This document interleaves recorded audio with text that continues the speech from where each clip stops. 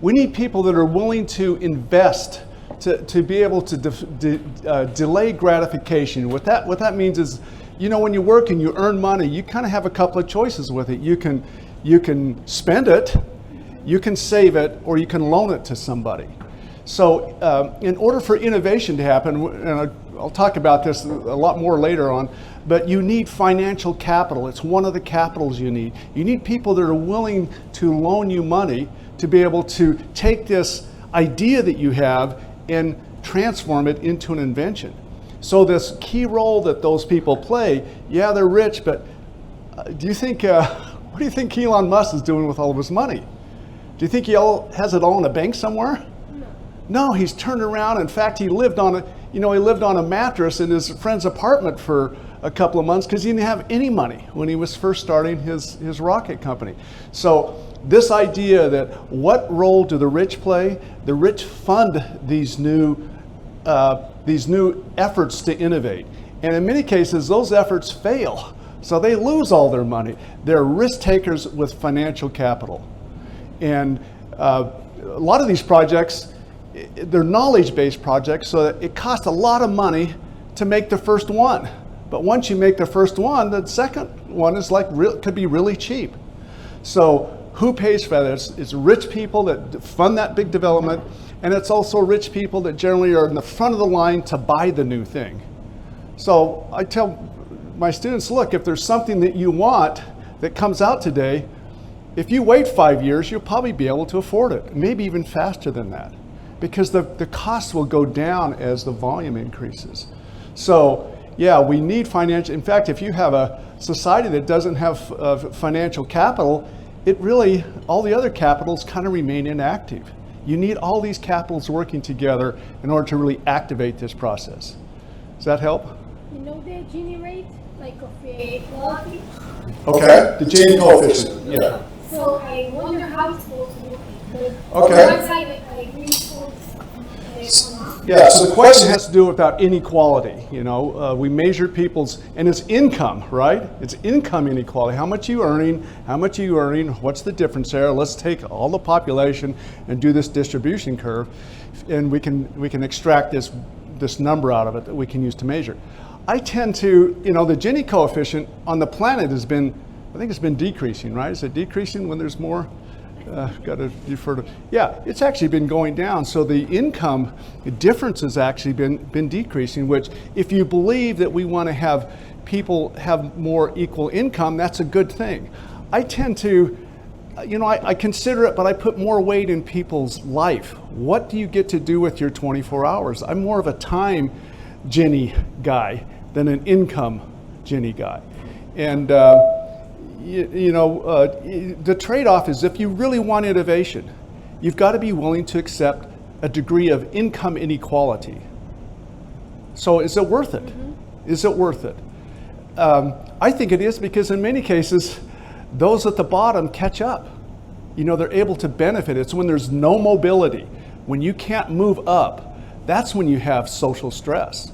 But if you have a culture that says, look, you're going to be successful based on how hard you work, how much you think, and how you treat other people, you can be successful in that culture. And if you have that kind of cultural capital, then you're going to have people at different levels, but they have this hope and this mobility into the future that I'm going to be able to enjoy that too in the future. And you think innovations help for the mobility? Yeah, absolutely. Because knowledge gets spread, everybody can consume it at the same time in different ways. You think about the knowledge that we're enjoying right now. And it's like, wow, I didn't pay the development cost for that, but I get to enjoy it today. So it does really make us much more equal. Under this a market system where people can share these ideas in markets, and they're not limited in terms of sharing their knowledge. All right. Yeah, Bob. One thing that's very interesting to listen to Jeff Bezos talk about founding of Amazon. He had this vision. He worked for a hedge fund. He had this vision. He saw what's happening with the internet. He borrowed the money from his family to start Amazon.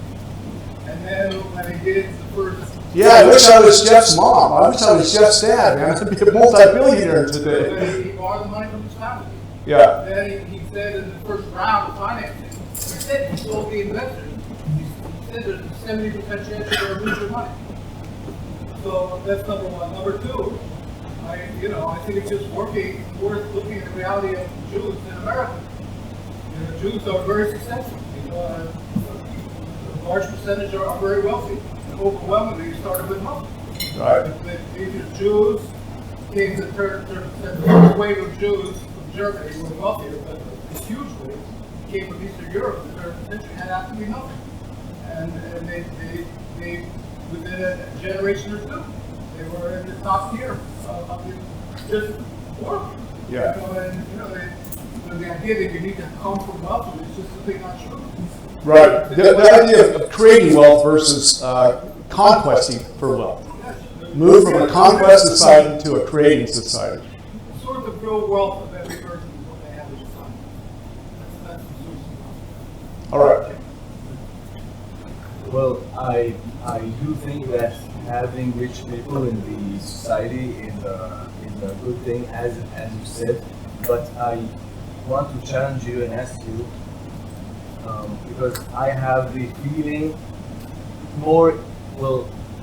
I will take the Israeli example, that maybe the dream that if you work hard enough you can get enough money or maybe be successful. Sometimes it's just not right, and there are other things in society that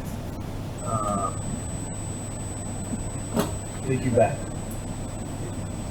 And the children of the rich people have better opportunity, better chances of being successful, and people who don't come from this background don't.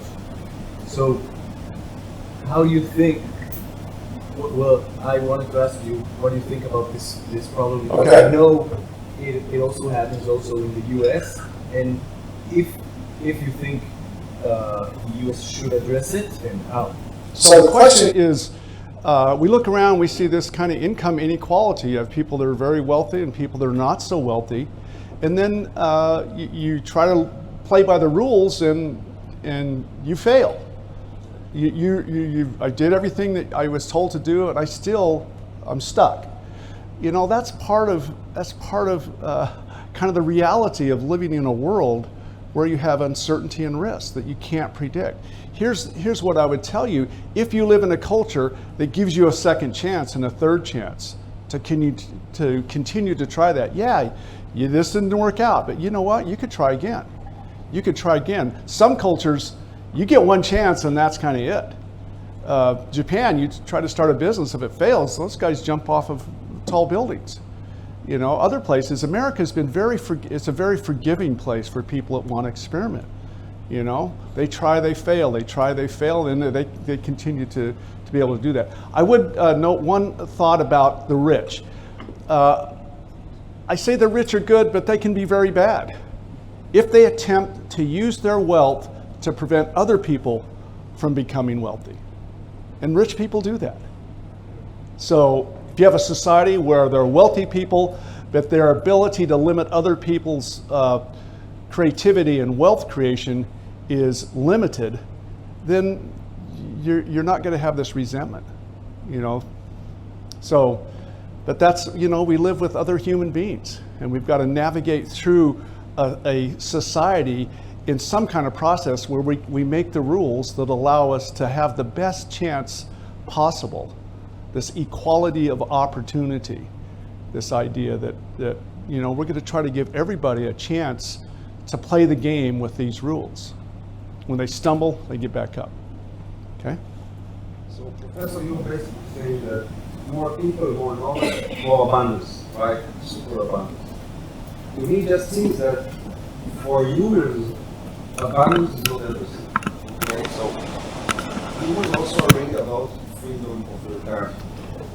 And to me, it just seems that although the abundance is going up, we're still all slaves to some degree. We're slaves.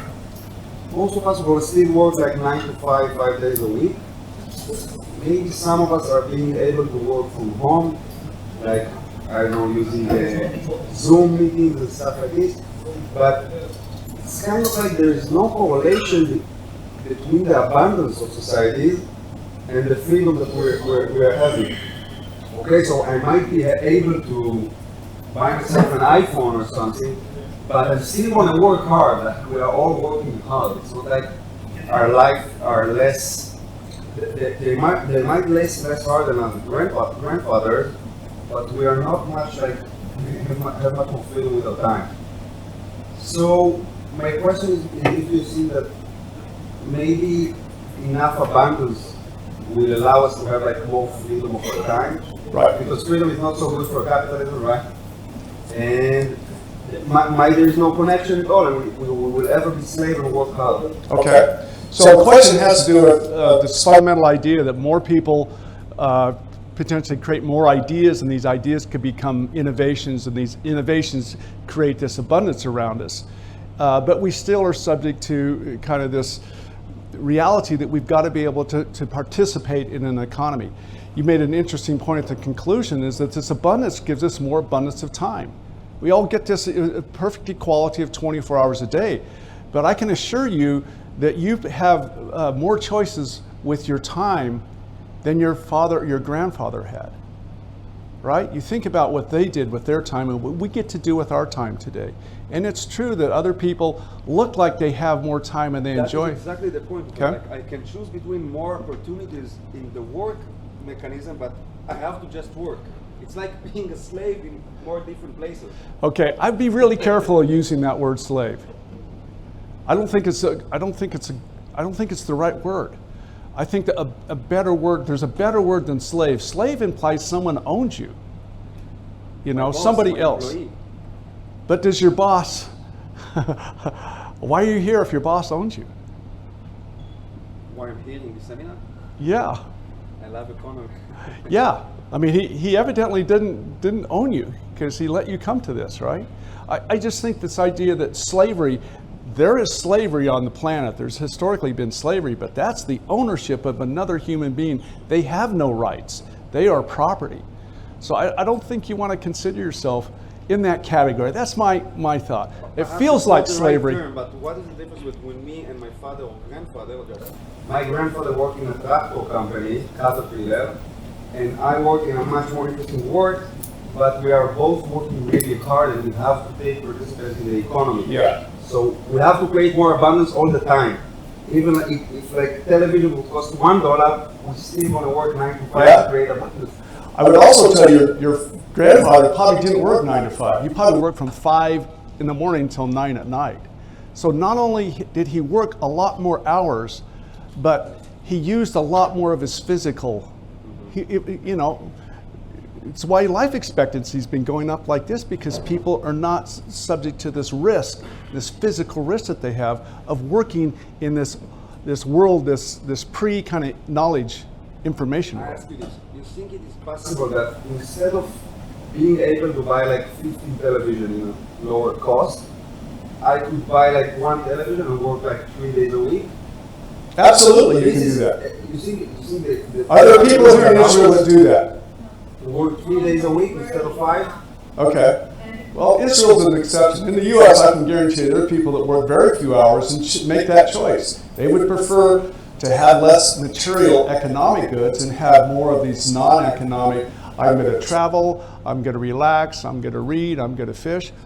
It's a trade-off. It's really a trade-off. What do you want to have given these constraints? You remember, we live in a world of constraints, and we're trying to optimize those constraints.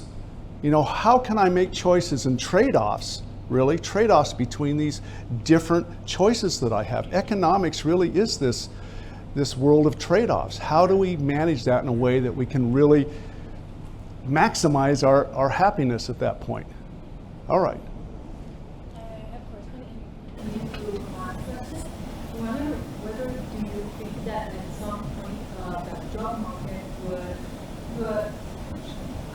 there would be some kind of cap, because I think that it was economists 100 years ago that said that in 100 years people would work like 4 hours. a Yeah, day. John Maynard Keynes. Yeah. And people do work, I think, within 4 hours. Always, they do so much more than they would have been able to Right. do in a week. But they still work a lot. Like Right. they still work, and I wonder whether at some point we reach that. I don't know who's will, but Right. So you take his example. Basically said we go from 40 hours a week to 4 hours a week. That's a 90% reduction in our time. Well, if you look at the prices of things compared to 100 years ago, many of these prices have fallen by 90%. So you could conceivably have that lifestyle that they had 100 years ago with 4 hours a week. You could have that life, but is that what you want to have? You know, no air conditioning, no medicines, cars, flying. You wouldn't have any of those things today. So what I would suggest is, yeah, we work really hard today, but we're also living a standard of living that is multiples above where they were 100 years ago. And it's back again to a choice.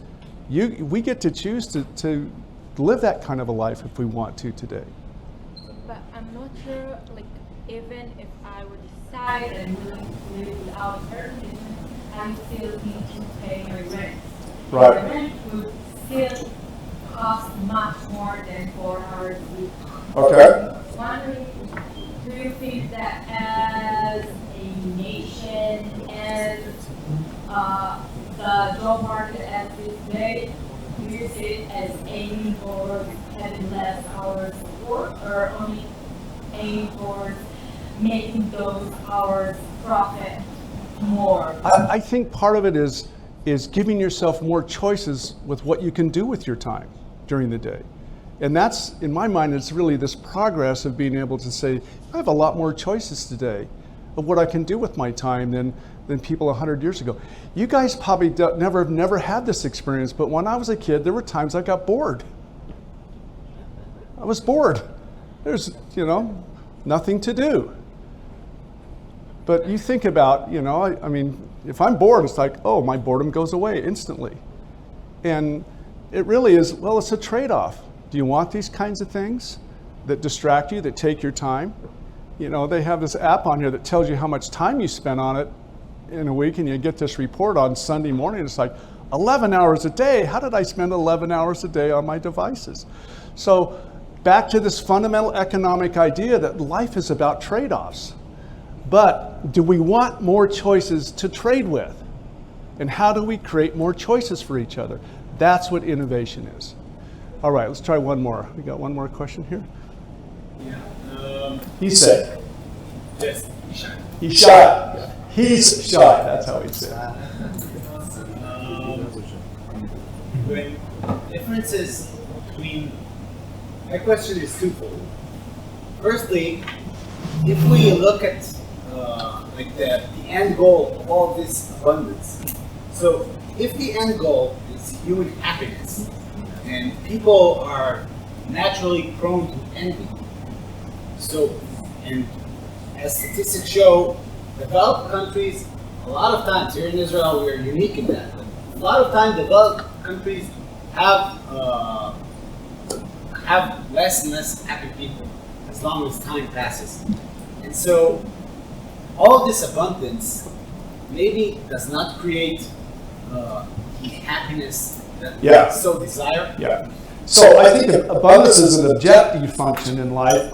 In the U.S. we have our Declaration of Independence, and Jefferson said this pursuit of happiness. He didn't say happiness, he said pursuit. Who gets to decide what's happiness for you? Your parents, the government, or you? Who gets to decide? And your decision about your happiness is going to be different than my decision, and it's going to change for you over time. So I think the issue is back to, what does innovation do for us?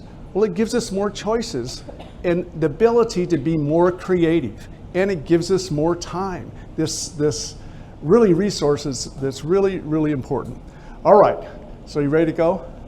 We'll keep having questions. Can I ask one Okay. question? All right. Do you really think anyone can work 4 hours a week while society is constructed in a way which like no one's hired for 4 hours a week? My daughter works 4 hours a week. What does she do? She's an Uber driver.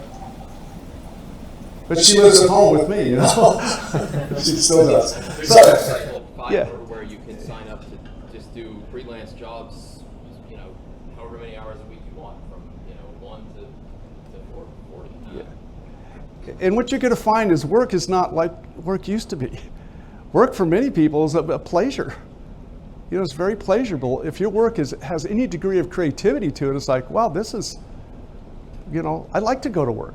I like to go engage in creative activities. And you're going to find that's going to be more and more the case for you. There are going to be days where it's going to be terrible, but other days it's like, this is really good. So what I would tell you is, don't make trying to reduce the number of hours you work your objective. Try to make your objective is, can I have more choices with what I can do with my time? And working to earning an income is a means to that. It's not the end.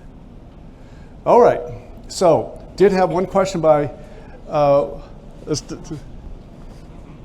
what you say, something that I have in mind regarding things that you're saying. I think we are looking from a really individualistic point of view. Really, what? Individualistic point of view.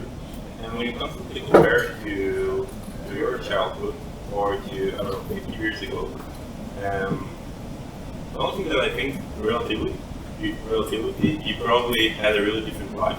Even if we say objectively today we have a better life, taking into consideration that now we know how other people live. No matter what I would do, how good I would be, and there will be somebody online that is doing it better. No matter how much free time or how much I'm going to earn, there's going to be someone richer.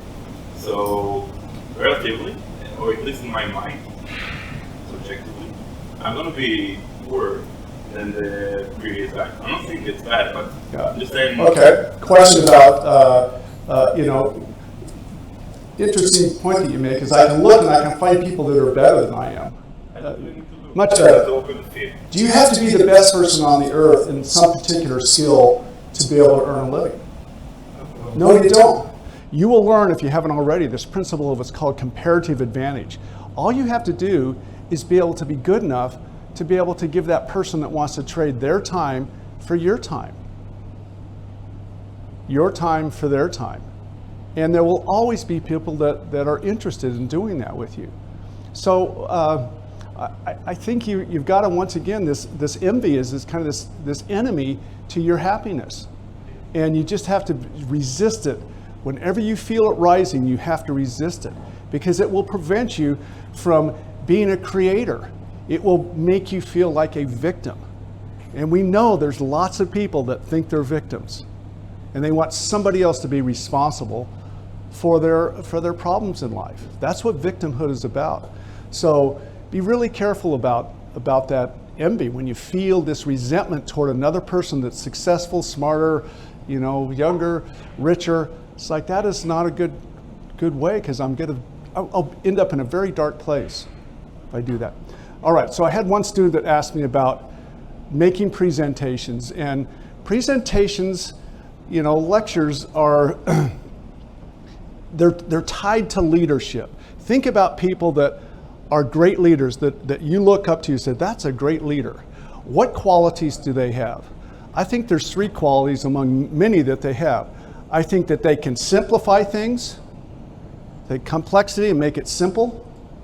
Really a powerful skill if you have that. I also think that they can storyfy things. They can tell a story that illustrates the principle. You people have been telling stories for thousands of years to try to illustrate principles. And then the third thing is truthify it. Put as much truth in that as you possibly can. If you can do those things, people will seek you out. They'll want to be around you because you make things simple, you can tell a story that illustrates it, and they walk away with more truth than they had when they came to you. All right?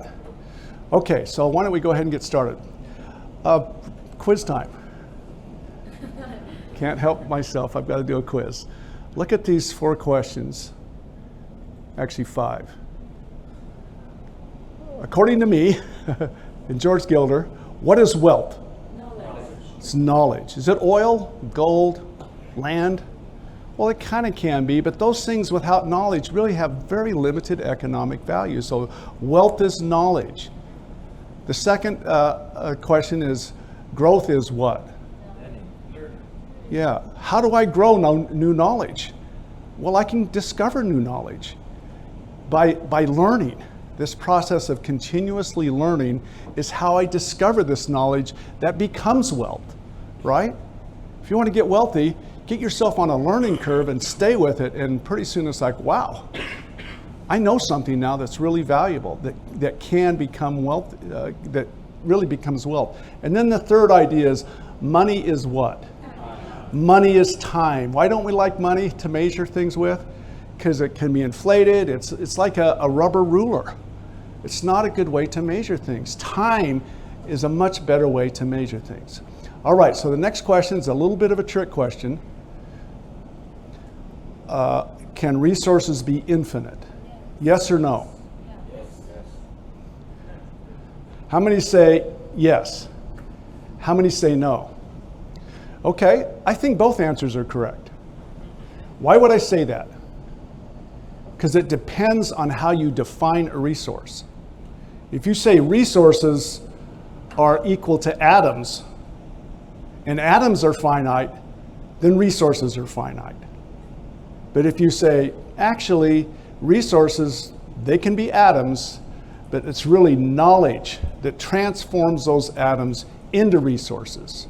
Is there a upper bound on knowledge, on undiscovered knowledge? Yeah. There is? Have you hit the upper bound on knowledge? It depends on the time and also, how do you say, what people that can generate knowledge. Do you think, so let me rephrase it. Do you think that we have hit the limit as human beings in terms of the knowledge that's out there that's yet to be discovered? No. If that's the case, if knowledge is really infinite, then resources can be what? They can be infinite. And that's why we make the claim, it's really the conclusion to the argument, that we live on this infinitely bountiful planet, because knowledge really is what is our resource. Human beings that have this time to be able to discover knowledge. So why or why not? Okay. It's about your statement that wealth is knowledge. If I have all the knowledge in the world, but I'm on a desert island, it's going to be worthless. So knowledge is... If you have all the knowledge on the world and you're on a deserted island, what would that knowledge allow you to do? Well, nothing. Wait a second. If I know how to make oil or like out of the ground stuff, Okay, but you know how to make the oil. you can find water. I meant like knowledge is not wealth. Knowledge which you can like practice, like you can amplify. Actionable knowledge. Yeah. Might want to qualify. But here's what I tell you. What was this place like 7 years ago? Wasn't it this desert? And I look around now, it's like, wow, they transformed this desert into something totally different. How did they do that? The difference between Israel today and Israel 70 years ago, I would argue, is entirely due to the growth of knowledge of people that came here. To apply this knowledge on the ground. If the world won't give us, I don't know, like the stones, the atoms we need, it's going to be worthless, our knowledge, right? So it's what knowledge is not wealth. Knowledge which with the connection to like to put it to change the atoms. Is a song knowledge? Is a song, music song, is that knowledge? Yes. Is there anything physical about a song? We store it on physical things. We use physical things to play it, but the song itself is knowledge, and it's valuable. No, but if you don't have the instrument like to play to others, it's worthless. For others, like at least. Okay, so let's look around the world today and what's the most valuable thing to you? Outside of maybe your family and your 8 brothers and sisters, right? And your mother, wow. The angel. Credit card, I guess. The bank account. That's the most important thing to you? No. You sound like that's like friends and family and stuff. Yeah. What's the most valuable thing in your life outside of your family? Potential, yeah, I guess. No. Yeah. Potential you have to do what? To grow. To grow. And you're going to grow how? By, you going to grow bigger physically? Well, I'm not sure. Maybe. It's to not. Yeah, wait, you'll grow bigger physically here. You'll go from vertical to horizontal here. But the point is your growth in life and the thing that you're going to value in life, my argument is it's going to be your acquisition of knowledge. How to do things. People I meet. You know, what I know. What that knowledge allows me to do in terms of trading with another person, their knowledge. Markets are really places where we go and we trade knowledge with other people. We're trading knowledge with other people. You know how to do that, I know how to do this. Why don't you do that and I'll do this and we'll trade with each other. And then we're both better off. All right? Okay, so George Gilder, he's the guy that came up with these 3 propositions. And he's the guy that's kind of the foundation of our work. So let me talk about a couple of other fundamental principles of economics that we have to recognize before we can kind of start developing this perspective or view. This first question is who decides? That's probably the most important question is who decides about things? Is it going to be you or is it going to be somebody else that makes decisions about your life? So making that choice, who gets to decide, is kind of maybe this first decision in a society, in an economy. Now what we notice when individuals are given this freedom to make choices for themselves, it looks like their economic life improves. When someone else makes that decision, maybe not so good. Maybe not so good. And it goes back to this idea of who knows more about you than you. The other point that's really important here is never trust someone who has nothing to lose if they are wrong. And what's that mean? It means that if someone's making a decision and it turns out that it's a wrong decision, who pays the cost for that wrong decision? Do they pay it or does someone else pay it? You want to align the decision with the consequence of that decision. And why do we tend to prefer individuals making choices? Because they suffer. They suffer when they make a mistake. And they learn, right? Suffering is learning, right? I made a mistake. I'm not going to do that again. I'm going to do something else the next time. If I don't bear the cost of that, maybe I continue to do it. All right. 2 other very important questions in economics. The first one is compared to what? Why do we say compared to what?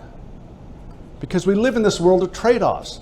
You want to do this? Well, do you have other choices? How does that choice compare to that choice? Why are you doing that? Can you explain that, why you would do that? Always, always we have a choice. We always have a choice. Even slaves have a choice. But we all, human beings, have a choice about things. What we want to do is expand that ability to make choices to everybody on the planet. Okay? Make their own choices. Then the other question is, then what happens? That has to do with the consequences. You do A, A's going to cause B, but B's also going to cause C, and C will cause D. You know, as human beings, we can go out into the future. We can think into the future, think about the consequences, and then come back to the present. We can explore the future and then come back to the present. So, compared to what, then what happens? Yeah, it looks like a good idea. You should do that. But you know, then what's going to happen? Well, I'm doing this because I'm going to get that. Yeah, but if you get that, you also get this other thing. Maybe that's an unintended consequence that turns out to be a really bad thing. I shouldn't have done that.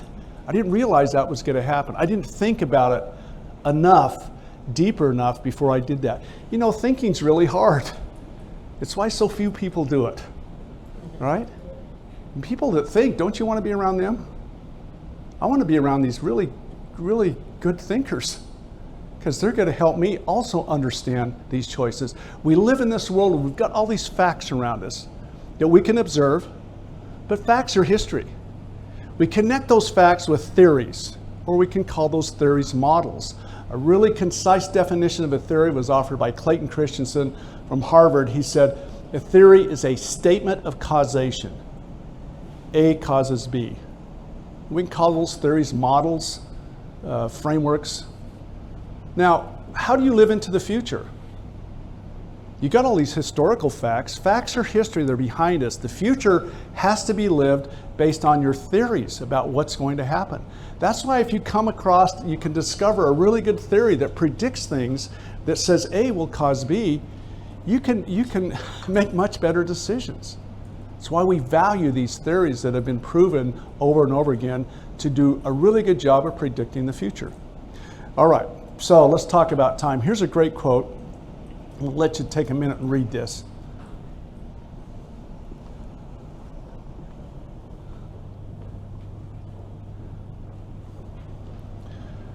Okay, back to this idea of time. Bob and I were talking about this. In the Jewish tradition, time is also this key thing, this key resource. Time will be the only thing that will be scarce in the future. When everything else becomes abundant, time will be the scarce thing. Your attention. What do you get to do with your time? You're all like time multi-billionaires right now. I'm like a time thousandaire. I don't have that much time left, but you're way, way ahead of me, right? And the problem is I can't buy your time. And you really can't sell your time. All right, so economics has a dictionary. You know, we use words in economics that other people use these words, but they mean something different in economics. They mean something different. The first word here that I like to use is yabit. When I first heard that, I thought, is that like a Yiddish word or something? Kind of sounds like a Yiddish word, right? What does it really mean? It's a conjugation of yeah, but. Right? Yes, that's true, but you know, this other thing is true. Isn't that a simple way of saying compared to what? Yeah, but. We always should be asking ourselves, yeah, but. That's true, but you know, I have this other choice over here, and it's got a set of costs and benefits. I compare the costs and benefits to this choice to this choice. We're trying to continuously deliberate how we make these choices, these trade-offs. These trade-offs, we're weighing costs and benefits. To be rational, that word comes from ratio, and ratio comes from scale. Putting things on a scale, trying to measure and weigh two choices. That is being rational, trying to weigh those choices, okay? You remember one thing that Elon said in his presentation? He said, look at the numbers. Okay, that's great, Elon. What numbers are we talking about? So what I want to do now is I want to go through a hierarchy of numbers. And I'll start, first of all, with quantities. We begin with quantities, things you can count. You can look at them and count. I can count up how many apples were in that bowl at breakfast this morning. Quantities. The next level is price, money price. Why is money price better than quantities? Because it contains more information that allows us to make a decision. And then what we've learned the last 48 hours is time prices are actually better than money prices because they let us measure things in time. And then the last level of analysis is the change in time price over time. So let me illustrate this. Let's think about quantities. Engineers, accountants, a lot of physicists, biologists, they count things, quantities of things. And what's the problem with quantities in an economic world? They're important to us. We like to count the number of apples we have. That's important. But what's the problem with trying to count quantities? First of all, sometimes they're not observable. You don't know how many are there. The second problem is there's differences in quality, right? I count up the apples, and some of the apples are really good. Some of the apples, they have a worm in it, right? So there's a difference in quality. So it's hard to make comparisons when there's a difference in quality. The third thing is it's expensive to survey. It's expensive to go out and do those surveys and try to count up, is there oil in Israel? Yes. Somebody says no, somebody says yes. Let's split it. It's yes and no, right? We haven't found it yet, but that doesn't mean the absence of oil that we haven't been able to find yet doesn't mean there's no oil, right? So we really don't know yet, right? And we'll never really know unless we look for every square meter in this land, okay? So it's very expensive to survey. The other issue is, where do you look? If I said to you, well, how much oil is on the planet? And we had this problem back in the 70s. Remember the book I had to read, The Population Bomb? They make a calculation in there. We have this much oil. and we're consuming it at this rate, therefore we're going to run out, you know, in 27 years. It's, wow, you're really precise in your calculation. Well, did we really know how much oil we had? Not really, we don't know today.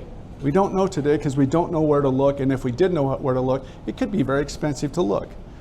We also have to include substitutes and recycling. Sometimes we can use other things for that thing and it gives us the same utility, right? You got apples, you also have pears. Well, you've run out of apples, you could eat a pear. Kind of gives you the same utility, right? And then the last thing is we have no idea what's going to be discovered tomorrow. We don't know that today, right? Okay, so I go to the store. My wife tells me to go to the store and buy a loaf of bread. I walk in there. What's more important, the number of loaves on the shelf or the price? Price regarding the amount of bread that I'm getting. Okay, but do you ever go in there and count up the number of loaves? Why not? Isn't that kind of important to know? I could look and I say, wow, we have 12 loaves on the shelf. We're going to run out. The price contains more information than quantities, right? And your decisions, your economic decisions, are driven by the price of things. Wow, the price is too high, I'm not going to buy that. The price is too low, I'm going to buy 2 of those. The price drives these decisions. So we move from quantities to price. We use quantities, but prices have more information. So when the price goes up, what happens? Consumer buy less, producers produce more, and entrepreneurs try to come with better solutions. Bingo, he's got 3 out of 4. I heard once in a lecture. Okay, so first of all, people use less. Price goes up, we're going to use less. Second thing is we're going to go try to find more. Some people are going to go try to find more. Wow, look at the price has gone up. If I could find some more, I could get rich. So the price is information wrapped around an incentive. It contains an incentive that's going to affect people's behavior. You're going to do something different based on the price of things. And then the third thing is if that price gets pretty high, people will search for substitutes. They will attempt to discover a substitute that provides the same utility that this product did, but it's a substitute. And then the fourth thing, there's one more that I add to this, people will recycle. Things get really expensive. If you can, you'll start to recycle it. Now here's what we know.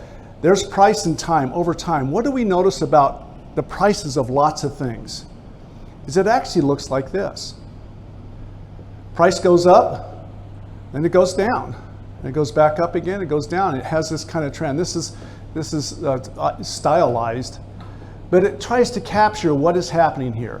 When the price goes up, those 4 things kick in.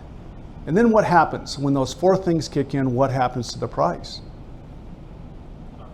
Comes down, and the thing that really pushes it down is these new discoveries, these substitutes, right? The supply actually expands faster than the demand, and that pushes the price down. And then we'll have another episode. But the long run look at these prices have this kind of characteristic. But if you were to draw a line to this and say, what's the underlying trend, what would you say? Wouldn't you say it looks like this? It's like this underlying trend is like we're going to have these periodic or temporary periods of price spikes, but the price is going to come down because we're going to discover new knowledge. And that new knowledge is going to make that thing more abundant. Okay, to illustrate this, in the US, if you want to send a message to your friend and he lives 1,000 kilometers away, how could you do it? Well, 3,000 years ago, you could carry the message, right? The speed of transmitting that information, that message, was kind of how fast a human being could walk. And then we domesticated horses, and it's like horses go faster than humans. Let's actually put a human on a horse and we can go faster. So we start to get that message delivery starts to increase. So in the United States, there was a company called the Pony Express. So back in the 1860s, if you wanted to send a message from the center of the US over to California, where all the gold was, it took 25 days. If you had a regular wagon train that took it over there. The Pony Express said, hey, we got an idea. Let's get all these young skinny guys and these horses, and every 10 miles we'll go to build a fort with these horses, and we're just going to put these boys on these horses and have them run these horses as fast as they can from the center of the country out to California. And they reduced the time from 25 days down to 10 days. It's like, wow, that's amazing. Interesting thing about their ads, they wanted to, when they were recruiting these guys to be these horse riders, they preferred orphans. Because if something happened to it, they wouldn't have to tell their parents that, you know, Johnny's gone, we don't know what happened to him, you know. And then what happened? 18 months later, what happened? We had this new innovation, the telegraph. And the telegraph at the time was like, wow, you can send a message using electrons. You don't need a horse, you can use electrons. And you string up these poles and hook this wire on the end, and you have these little clickers and you have batteries, and boom, you can send the message. So now the message takes about 10 minutes. You go from 10 days to 10 minutes. And today, we actually innovated out of copper wires. We were using copper, we were using atoms, but we were making those atoms smarter. We were adding knowledge to copper to make copper do our work for us, to transmit our message. And a couple of decades ago, we figured out we could actually use light. We could send messages with light, photons. Israel is actually a leading innovator of fiber optic cables and switches. That's much faster and much cheaper. And today, we can transcend the whole physical world, basically, and do what? You're all doing it right now. Is there a wire connected to the router for your phones or your computers? How are you on the internet right now? It's completely, the physical's almost been completely taken out of it, right? And what have we done? It illustrates this idea is we continue to try to come up with new ways where we can substitute atoms with knowledge. So it's a pure knowledge play.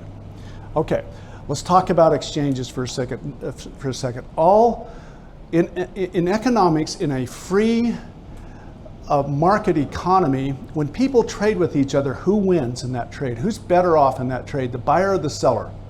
Both of them. Both of them are, because they're really both buyers and sellers, right? I'm going to buy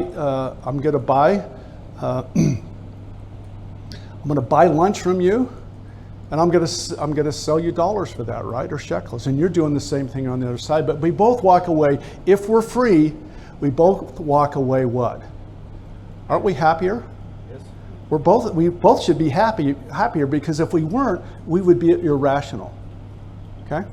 So in every trade, remember there's one price, and sometimes we can see the price. It's right there on the box. But how many values are there? There's two values. There's value that the seller has that's lower than the price, and the value that the buyer has that's above the price. That's a good deal. I'm going to buy it. Why is the guy selling it to me? Because they think they value it lower than the price. Okay? All right.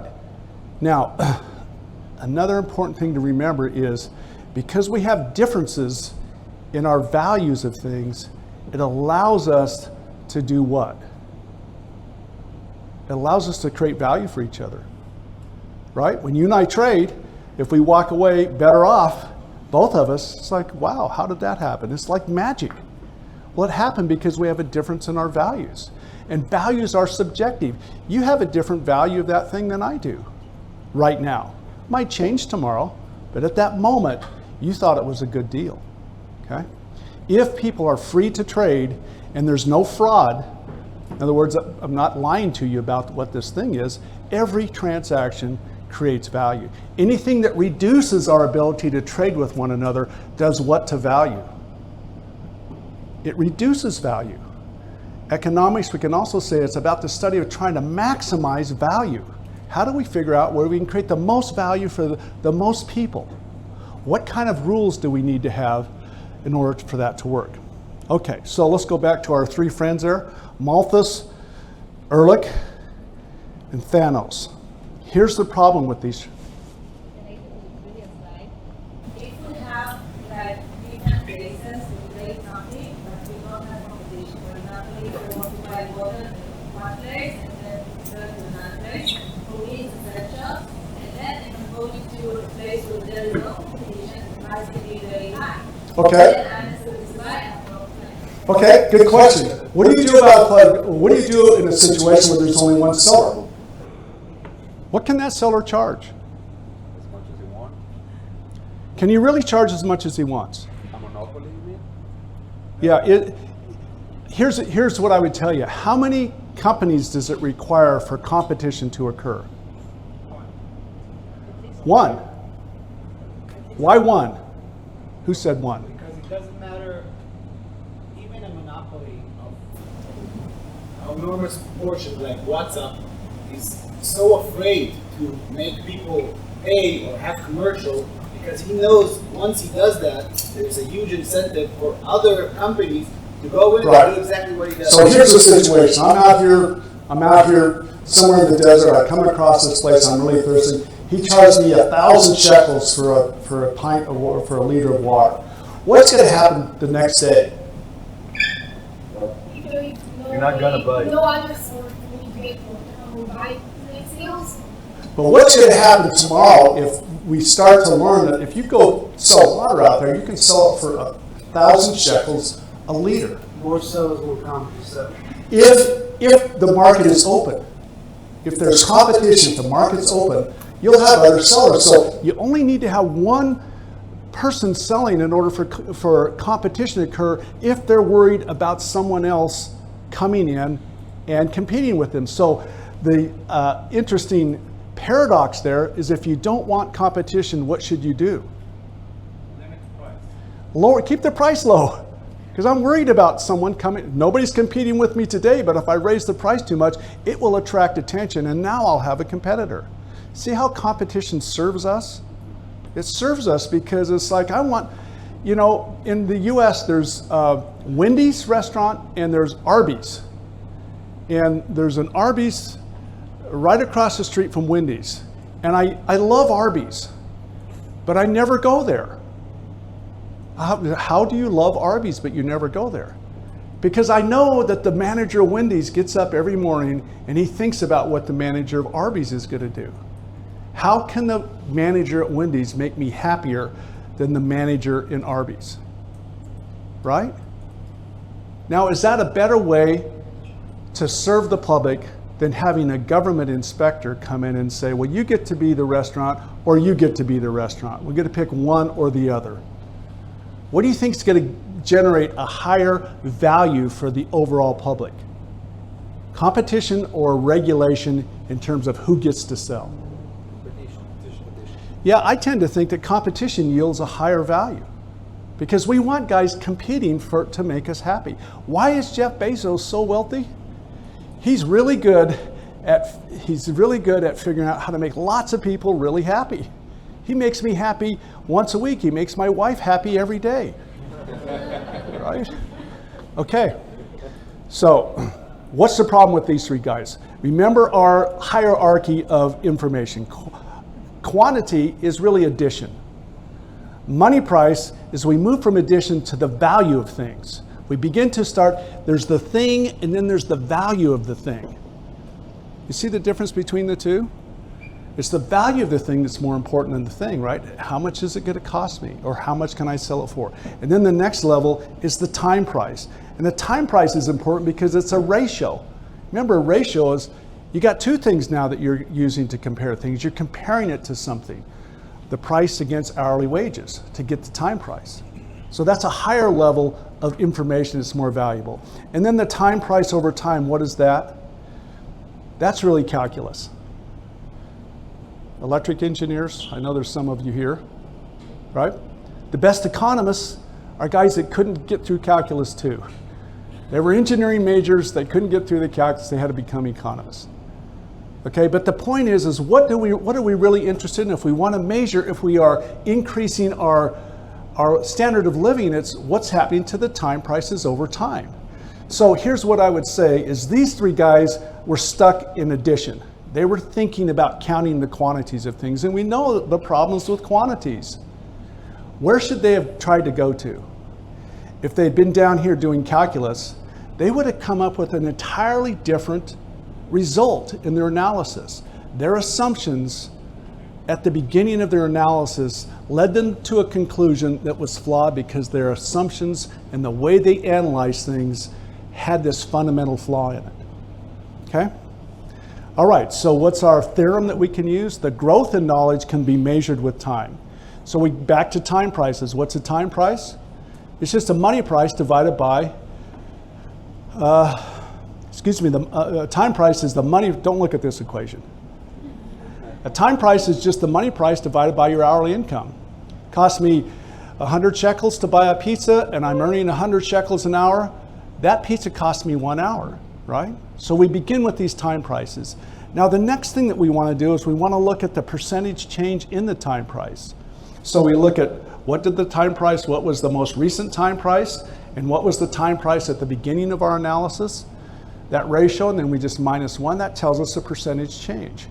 Right? You remember the percentage change equation you learned in 3rd or 4th grade?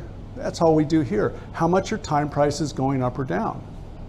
Now the problem with a negative time price, we like it when time prices go down, but they can only go down to what? Minus 100. Because if something goes down to minus 100%, it means it's free. So we try to accommodate for that.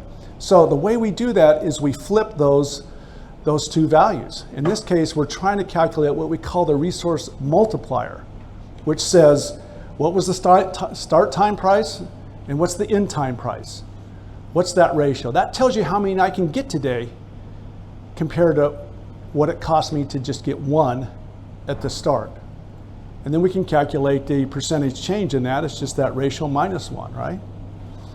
Okay. I go through a couple more equations. This is just kind of laying out the analytical framework for how we do these calculations. Then when you see the number, you go, okay, I know how they got that one. So the percentage change in the personal resource abundance multiplier is basically, how much more do you get today? Well, I got 1 10 years ago, and today I get 4. So if I go from 1 to 4, what's the percentage change there? Isn't it 300%? Yeah, I go from 1 to 4, it's a 300% increase. So we get that at the personal level, okay? So there's the multiplier, there's the percentage change. Now back again, what's the problem with using price decreases? Is it can only go to 100%, and they don't really reveal abundance, because abundance actually goes geometric. As that price starts to get more than 50%, 75, 80, 90%, your abundance starts to go exponential. It has this, it's not linear, it's this curve. If something's 50% off, how many do you get? Don't you get 2 for the price of 1? If it's 75% off, you get 4. If it's 80, you get 5. If it's 90% off, it's like walking in, how many do you get if it's 90% off? I get 10 for the price of 1. At 95, I get 20. If it's 99% off, I get 100. You see how that goes exponential, that curve? So it's better to think about the abundance than it is the percentage change, because we can monitor that going up, okay? All right, so let's do a little quick example here. Actually, we kind of did that. I'm going to step through this one pretty quick because we did an example the other day. This is about bananas. If it's 60 cents, and I apologize for using dollars instead of shekels, there's 60 cents today, and you're earning $18 an hour. That means you're earning, what, 30 cents a minute? So what did that banana cost you? 2 minutes. It didn't cost you 2 minutes, so now I have 2 minutes for what my time price is today. If I go back in time, 10 years ago, the money price was only 50 cents. Was it cheaper 10 years ago? Yeah, it looks like it was money cheaper, but what's the key question now you really want to ask? Yeah, we want to compare. What's the time price difference? Well, if you were only making $10 an hour back then, or about 16.7 cents a minute, what was the time price 10 years ago? Wasn't it 3 minutes? Are you better or worse off? It used to cost me 3 minutes for a banana, now it only costs me 2 minutes. How much better off am I? Well, we can use those equations again. The end time price minus the start time price minus 1 said 2 divided by 3 minus 1 tells me the time price went down by 1/3, right? Time price goes down by 1/3. Now, if I look at it the other way, or that would be right, 33%, right? A 33% reduction in the time price. Now, if I look at it the other way and I say, well, the start time price was 3 and today it's 2, how much has my abundance increased? Now I get 3 for the price of 2. What's that change? 3 over 2 minus 1 is 1.5. Now I get 1.5 bananas for the price. I get how many more bananas? Don't I get 50% more? I get 50% more. You see the difference between those two? One tells you how the time price went down. It says, hold the number of bananas constant, look at the time. The other way is hold the time constant, look at the number of bananas. Let's think of now how we have those numbers in front of us. How can we analyze that? Well, we can look at the growth rate. So we went from 1.15 in 10 years, right? It was 10 years ago. So it grew by 50%, right? Now, to calculate the compound annual growth rate, what would this have to grow on a compounded annual basis? If you've had finance or even engineering, you can do these compounding equations. At this rate, to grow by 50% over 10 years means that you had to grow about 4% a year on a compounded basis. So now I can get the CAGR, compounded annual growth rate. And the beauty of the CAGR is I can compare it to all kinds of other things now. I can compare bananas to cars to dentures. I can start making these comparisons about where I'm really seeing these CAGRs, the difference. And then I can also calculate the years to double. That's an easy, interesting thing. How long would it take if you were growing at 4% a year to double in size? There's a little simple equation that you can use. 13, 14 years. Yeah, about 14 years, right? Well, actually, in this case, call it the rule of 70s. You can use that as a quick thumb. You can actually use Excel to calculate that for you. And then I like to calculate the quantity in 100 years. What would you have if you started with 1 and you grew at 4.14% a year for 100 years? How much would you have? You start at 1, you'd end up with 57. Once again, you can plug these numbers, the years and your abundance multiplier in Excel, those two values, and you can have Excel calculate that using the rate, the N per, number of periods, and the present value function, okay? No, excuse me, the future value function, okay? So now we have the tools to start to quantify it and measure it. Another thing that we did is we also looked at measuring abundance at the individual or the personal level and abundance at the population or global level. And the reason we did this is because what does it mean if your population doubles but the prices stay the same? What's that mean? No efficiency, no discovery of new knowledge. Doesn't it mean that you're making more loaves of bread at the same rate your population is growing, right? I got 10 people, the price is 100 shekels. Tomorrow I got 20 people, but the price is still 100 shekels. What happened? Yeah. The supply is increasing at the same rate the demand is increasing, therefore the price doesn't change. So we felt like we should try to incorporate that into our analysis to be able to say, how abundant is the world becoming? If you got twice as many people, you should account for that. Account for that. And all you have to do there is just get the population resource abundance is just equal to the personal abundance times the population. Is gasoline become more or less abundant? Now, I don't know about here in Israel, and in many places, there's big taxes that are put on gasoline. So what you have to do is look at the fundamental price of a barrel of oil, and that will tell you what the oil costs. And then there'll be other costs added to that, in many cases taxes, that make it very expensive. But in the US, here's what's happened to the nominal price of gas. Looks like it's going up, right? But what do we know now we should do? Yeah, look at the time price, which is, well, what's an average hourly wage earner earning? In this case, I look at blue collar compensation. Blue collar people that work in factories. They're not management. They work in factories. They do have some skills, but they're non-management people. Look what's happened there. Wow. Now, that's just part of the story, because what happens when prices go up? What are the 4 things? We use less, we find more, we try to discover a substitute. And what did we do? And we recycle. It's hard to recycle gas, but we can discover substitutes. And we can actually, what's a substitute for gasoline? There's other fuels we could use In the US, we use natural gas, cars that run on that, electricity. We could figure out how to do electricity. But we can also do what? We can discover pure knowledge. And that pure knowledge can allow us to do what? Double mileage in cars, right? Would you rather go out and find a reserve of oil where it doubled your supply, or discover a way that you could get twice as many kilometers per liter? What do you think would be a better deal? I think finding the knowledge is better. Finding the knowledge is better. And that's what we've observed. Back in the 1980s, the car that was a best-selling car got about 20 miles per gallon. I can't calculate in kilometers. But the most recent car in 2024 gets 31 miles to the gallon, the most popular car. It's like a 50% increase in mileage. Well, what happened? It's like the price of gas got high, and it incentivized a bunch of people to go out and try to figure out how to get more for less. That knowledge now gets incorporated into this product, and now I'm getting more for less. Okay? In the US, this is one of the most important food items for college students. But it really is tied to this device. This device. When we first got married, this microwave came out and it was $400.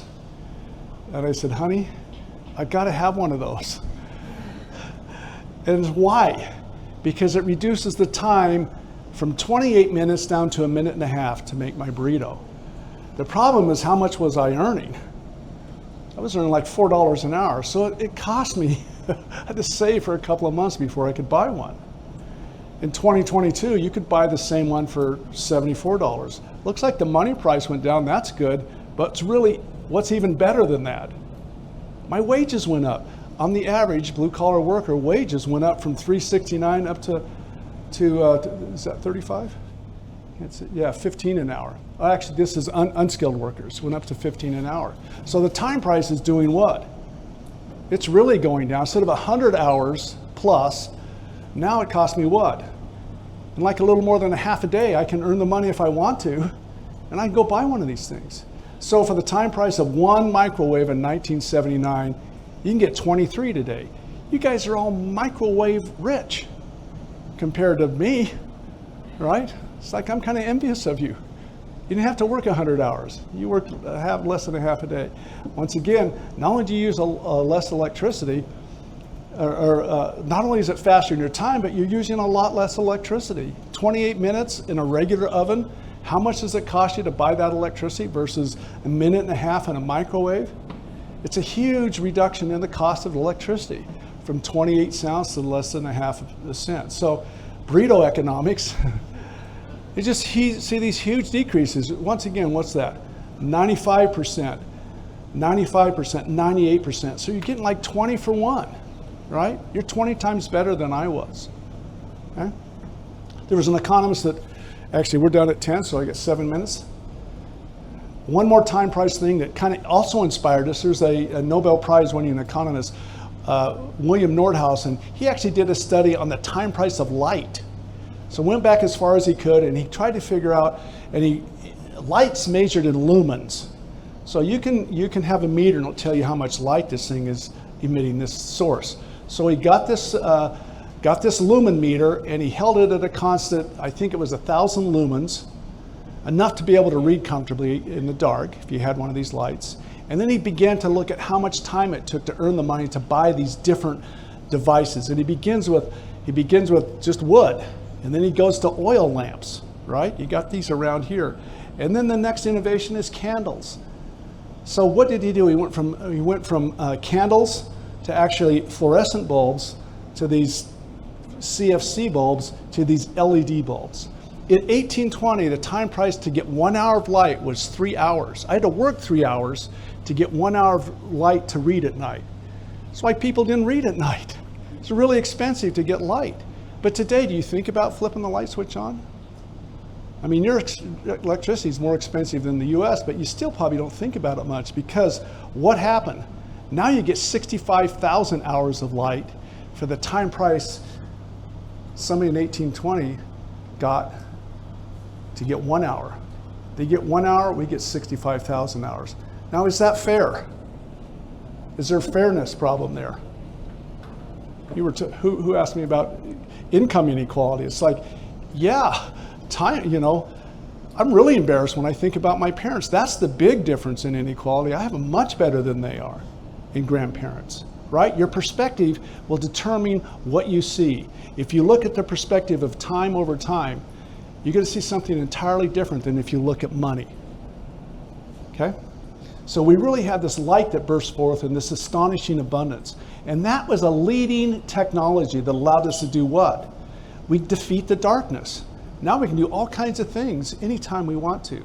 Light and glasses, being able to read. Because if you were in some profession where you needed your eyes and your eyes went bad, your game was over. Being able to now have glasses and light gave you this whole new world of being able to be productive for much longer. So what did Jordan Peterson say? Compare yourself to who you were yesterday, not to who someone else is today. You'll be much happier if you do that. So we developed this thing that we called the Simon Abundance Index. I mentioned that the other day. What did we find there? Over this period, and actually, this is kind of hard. I wanted to show you. So we wrote the book, or we wrote this paper, and people read the paper and said you should write a book. So this is the book that Mary and I wrote. 560 pages, some beautiful charts in here. And we looked at all of these. Here's the 2020 report we did. There's sugar. Time price went down 86%. It means you get 7.25 kilos for the price that a person in 1980 had to work to just get one. So you got a 625% increase in your abundance. That compound annual growth rate was 5%. It means every 14 years you're getting twice as much sugar for the same time. And we go through this whole list.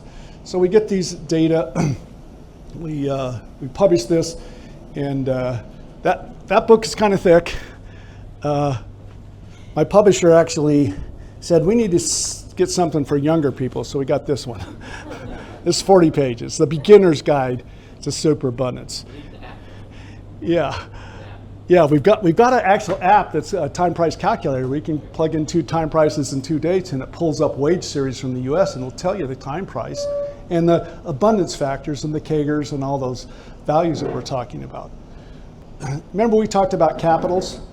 This is a model that I use to try to understand how innovation works, and I call it the capitals of innovation. This is where we're going to end up in this model. So I want to start first of all by making a couple of definitions. What is wealth? Earlier we said it was knowledge. I think we could expand that and say wealth is anything that we value, right? Anything that we value is really wealth. So what is capital? Capital is anything we can use to create something of value, right? So what is economics then? From those 2 principles, how could we describe economics? The study of how human beings create value for each other, right? How do I figure out how to make you better off? Because if I can figure that out, maybe you can make me better off. If I can create something that you value more than I do, I can trade with you for something you have that I value more than you do. That's really what economics, I think, is good at doing, okay? Okay, what is capital? Anything we can use to create value, right? Are you guys capitalists? Yeah, I use stuff all the time to create things that are more valuable. I use stuff all the time. So here we start with this model. The first thing that we put in this model are human beings. You got to have human beings to have innovation, because human beings are the source of what? Knowledge. Yeah, before I do that, I'm going to add another piece to this. I'm going to put this big blue ocean here and say that's culture. Human beings, they all live someplace on the planet, right? And where they live will have a culture.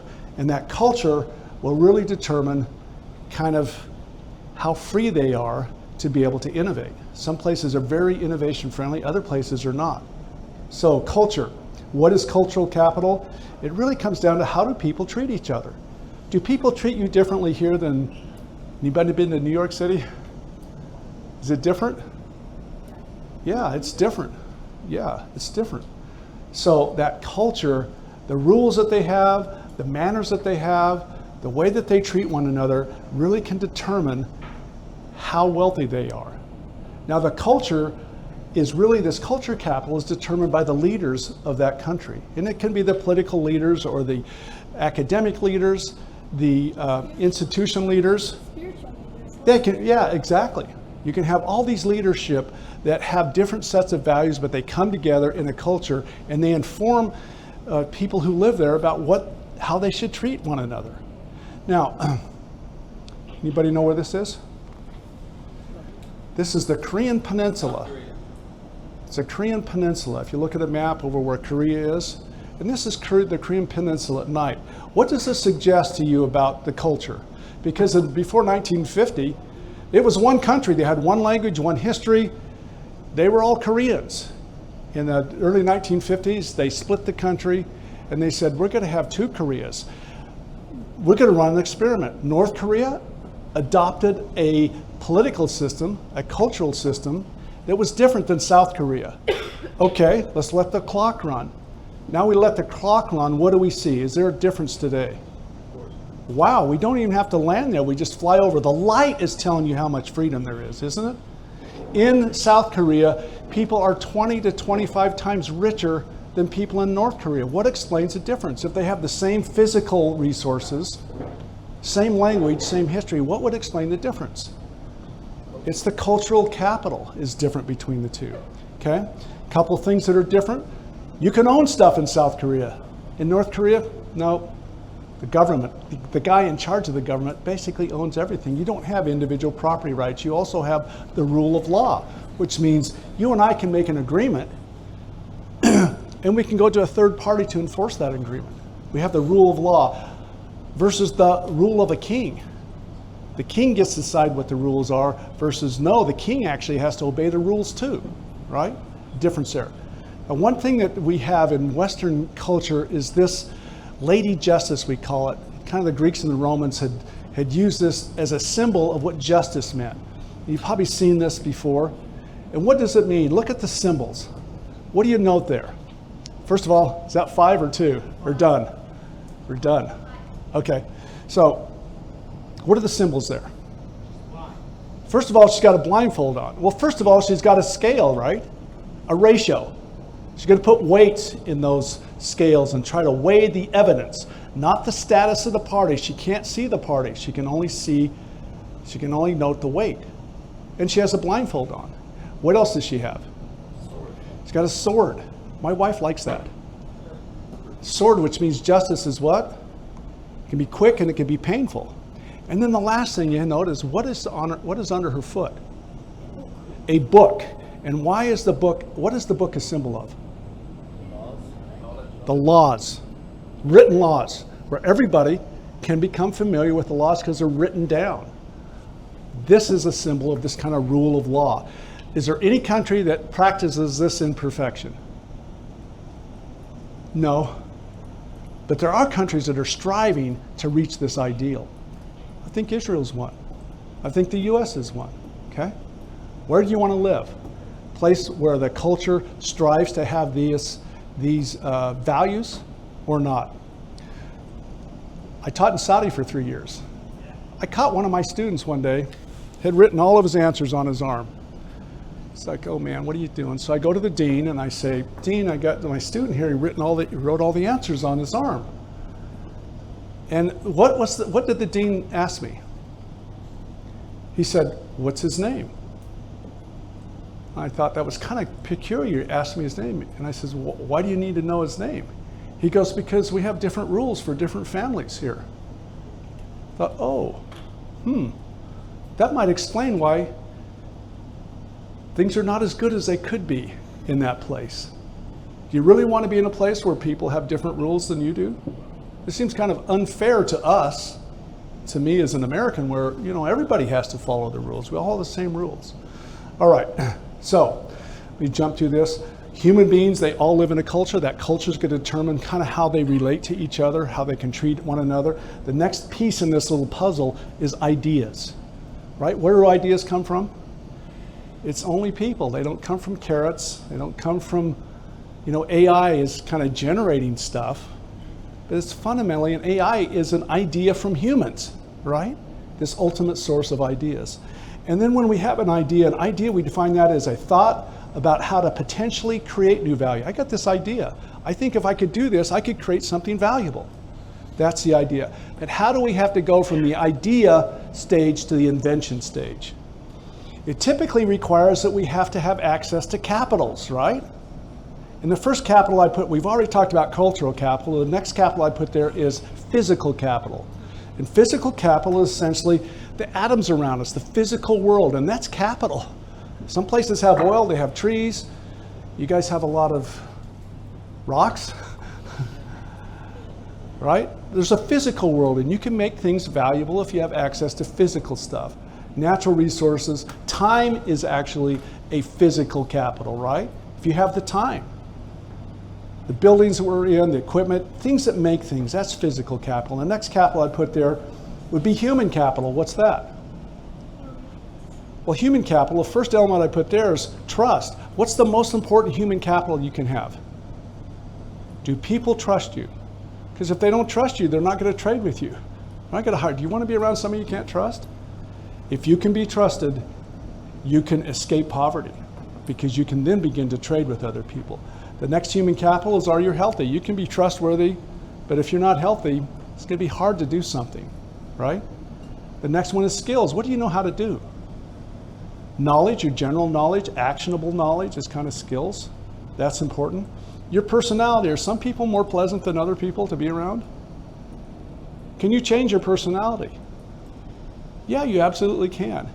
Then I also put down there the relationships that you have with other people. That's capital. I meet you, I get a chance to meet everybody that you know, right? And you guys are really good at having this network relationship capital. And that also allows you to create wealth.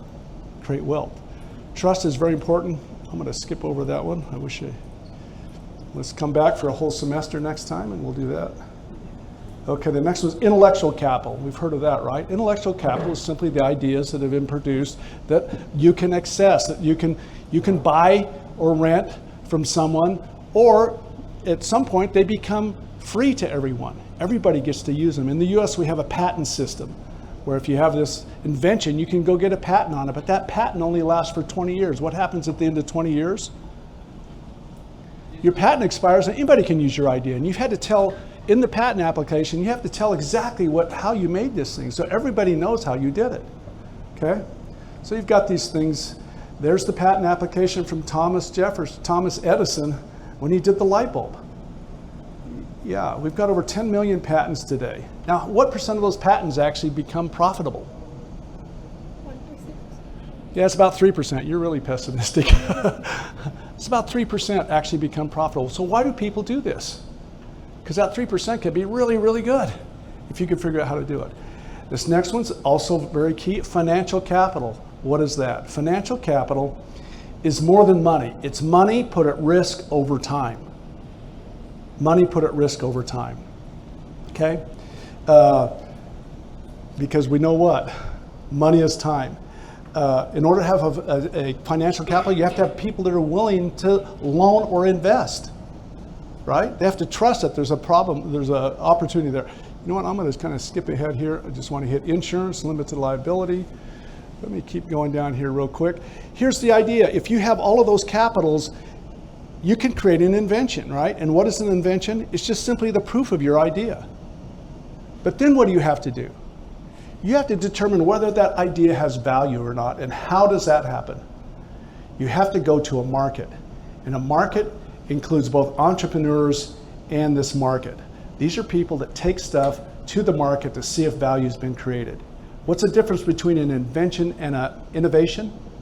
An innovation is a profitable invention. Okay, does that make sense? Or market successful. Okay, real quick, I'll try to end on this one. These two guys are both named Steve. Steve Wozniak and Steve Jobs. Two guys. They're two of the founders of Apple. Notice what they're looking at. What's Steve Wozniak looking at? He's looking at his invention. What's Jobs looking at? Camera. He's looking at us thinking, I wonder if those people would value this thing. Which one was the entrepreneur and which one was the inventor? Wozniak was the inventor and Yeah, and in most organizations, you got to have both of those people, right? You got to have these inventors, but you also have to have entrepreneurs that can take that invention to the innovation level, right? The inventor and the entrepreneur. All right, so let me just, okay. I'm going to jump right to the end. What I'm going to do is I'm going to give these slides to Bob, and he can distribute them in a PowerPoint and let you look at them if you want to. I want to end with this. You know, people call Israel the startup nation. There we go. I think that's a bad term, because 90% of startups fail within 10 years. It's like, you want a 10% chance of succeeding? No, you're not a startup nation. You're a continuously innovating nation, right? You continuously innovate that allows you to do what? Continue to lift one another out of poverty. All right, thank you.